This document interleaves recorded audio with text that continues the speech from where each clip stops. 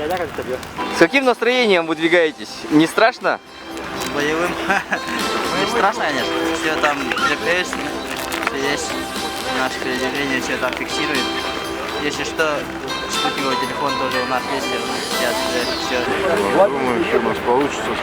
Мы будем слаженным дружным коллективом, познакомимся с новыми людьми, встретимся, посетим полюс холода, Меконг. Поэтому много получим впечатлений хороших.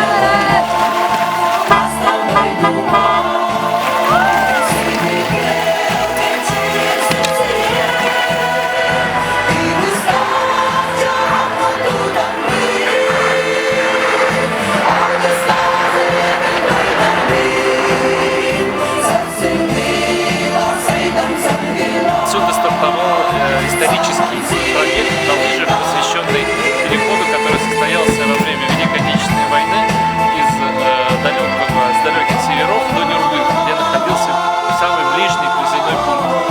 Волонтеры не представляли свою жизнь без помощи Родине в эти сложные дни, осуществили несколько тысяч километров переход, и вот в этом году он будет повторен энтузиастами Республики Саха-Якутия. Сегодня он стартовал отсюда.